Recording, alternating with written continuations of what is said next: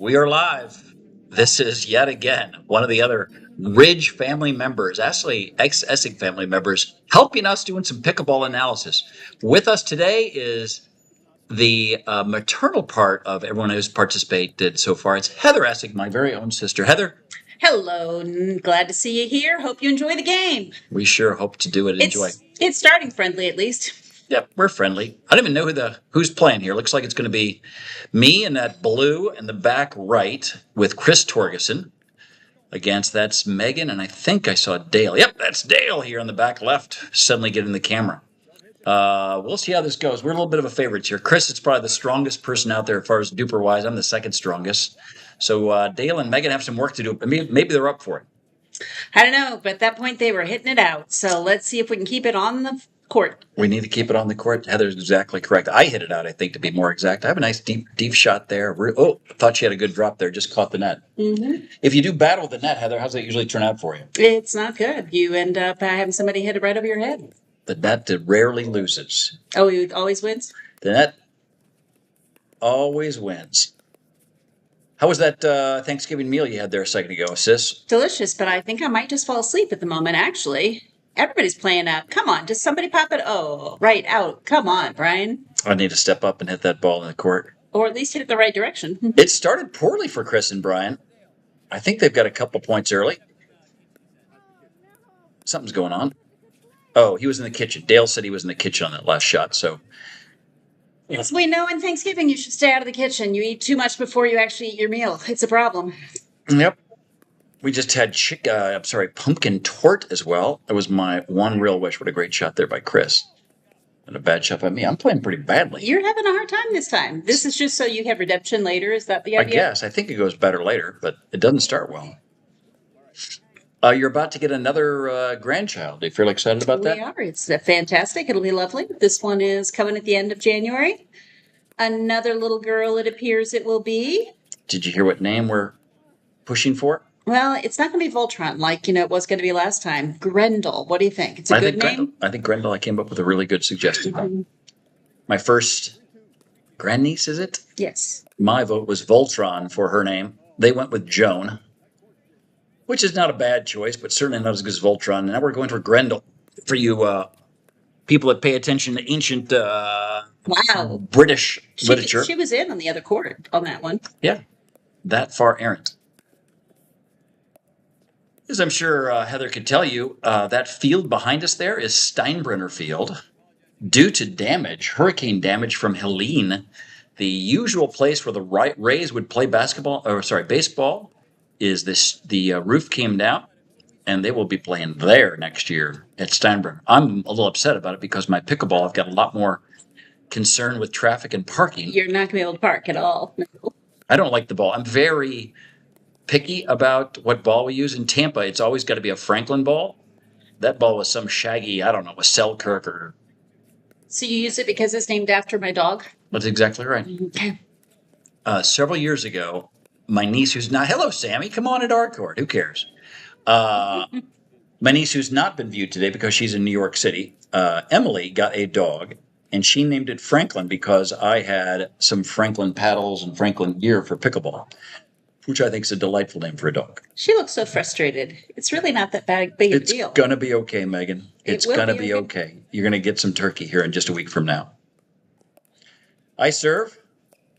Dale returns into that. This wasn't our best day, to be honest with you. I remember afterwards, I thought, man, we didn't play that well. It was a very mixture of talent, right? We have some people that are, pretty strong, more than casual. And then we have some fairly beginner players. So the mixture just happens. And I often don't stay as focused as well as I should when there's such a mixture in talent. That's a good deep return.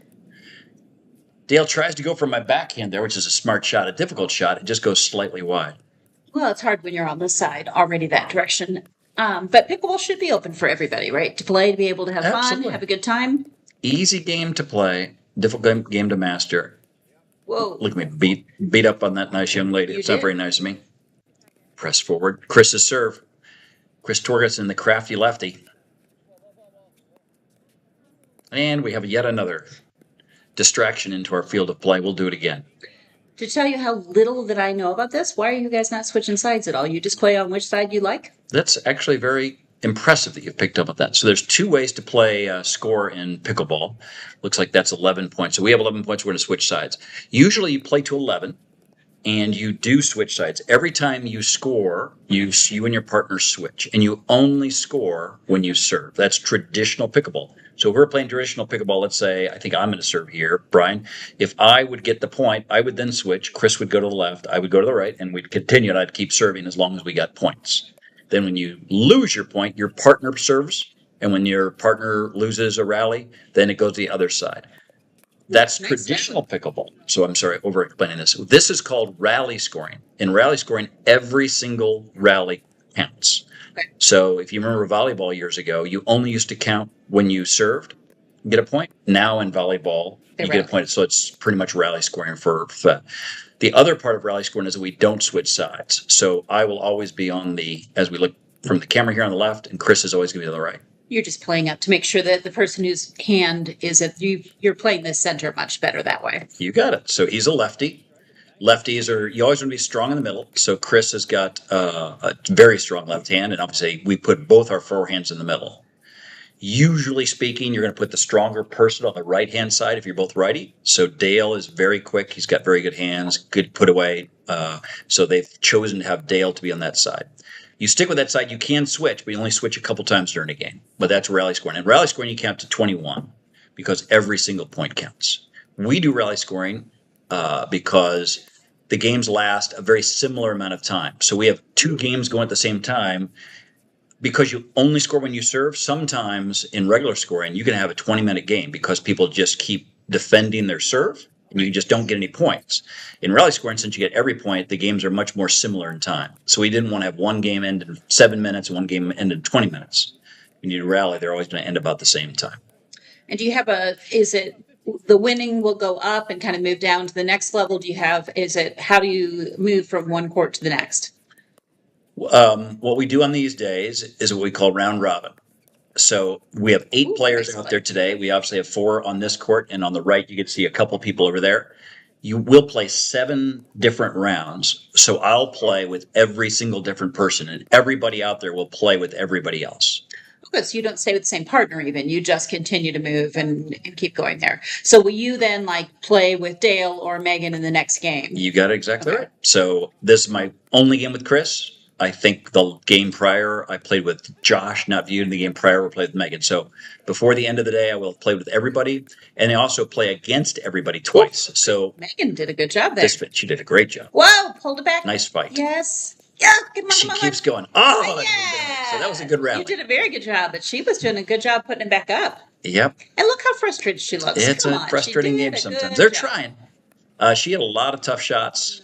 And not only that were they tough shots, but she hit it so that I didn't have an easy shot. So I always say beleaguered. When you're forward pressed, reaching for the ball, it's pretty easy to pop it up, but she did a good job of not putting up. Chris has a real good drop there. I had a mediocre reset. He has a nice lob that goes wide.